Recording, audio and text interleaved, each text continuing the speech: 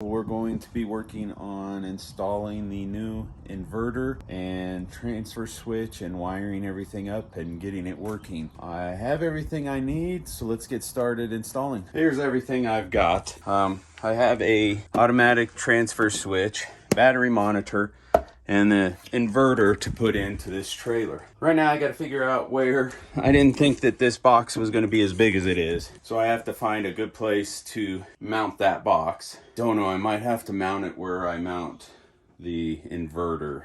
Taking this out, I thought I was going to be able to mount it in here, but that's where my breaker panel is at. And as you can see, it's a tangled mess in there. I thought about maybe mounting it right here, which I actually think I might still do, because can't use this for much storage because all of the water lines and some of the electrical lines are right there, and I don't want stuff rubbing up against it and rubbing through. The inverter I am going to mount out here into this compartment right here.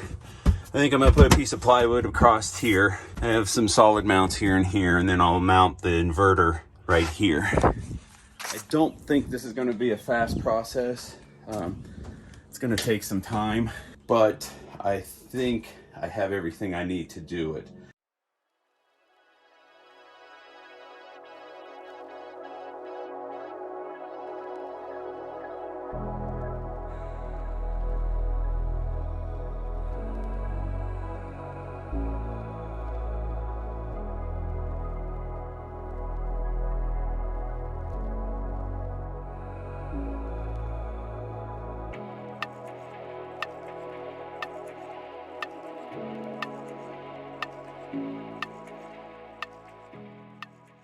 I decided to mount the automatic transfer switch inside the cabinet under the sink. I added a piece of plywood to stiffen up the wall. I put a piece of plywood on this side, and then on the other side I put another piece of plywood, sandwiched them together. I did put wood glue in all the screws just to help it. With this being a trailer and rocking around and hitting bumps and things like that, stuff has a tendency to come loose. But this was the best spot I could put it in. I was going to put it up underneath with the inverter, but there wasn't enough space with the storage in there and having the generator in there. What I'm going to do is, this will be perfect. It's pretty sturdy, doesn't move around too much. It's in a spot where I can actually work on it quite a bit.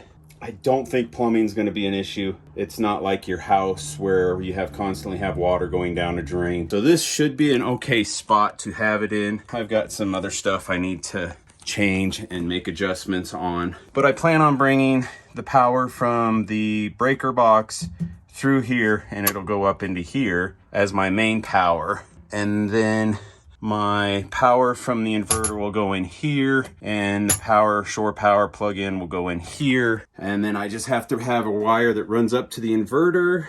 I got a couple other things I need to get done. I finally got the cables in to redo, or the longer cables to actually hook up the inverter. I got a 200 watt fuse for that. It is getting kind of dark, so I don't know how much more I'm going to be able to do. I'm running off of lights right now in here, and it's getting dark outside, getting a little difficult to film. So we might pick this back up tomorrow. I've got to run an electrical cable from here to the inverter still. I've got to wire run the cables from the inverter to the batteries, and then I have to run from the breaker box into this panel.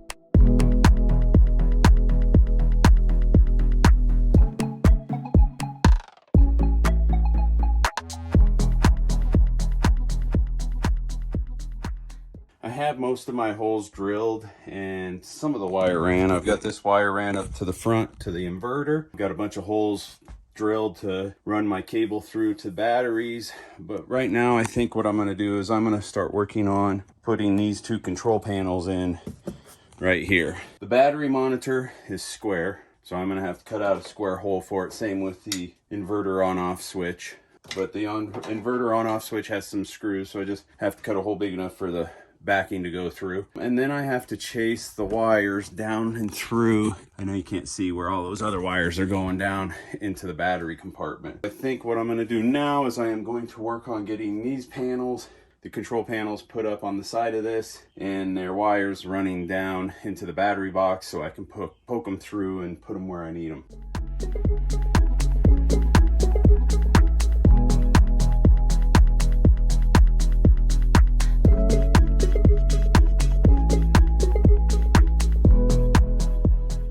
Now that I've got all my wire and control wires ran, I've got control wire here, electrical, cable, and then I've got some more wires back there that I've gotten through. It's time to start hooking everything up. First things first, I need to make these cables for my positive, and I've got negative cable here, and mounting my fuse block, which is this right here. I'm gonna mount this fuse block right here.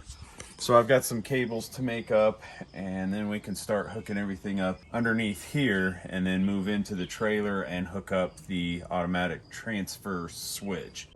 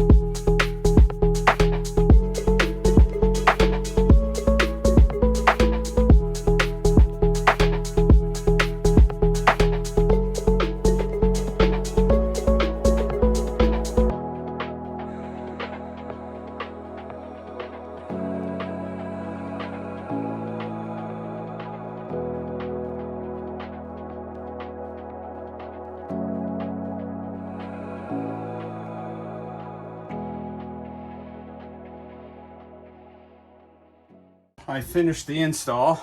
Still got some mounting to do, but for the most part I've got the automatic transfer switch wired, ready to go. I've got the fuse panel set up. Every time I use the inverter, I'm gonna have to shut off the utility converter. That way it's not backfeeding the unit trying to charge the system. I finished wiring up and cleaning up everything underneath. That's all finished. So now when we wanna run the inverter, this little switch here, we have to switch that switch on. Got to switch that switch on.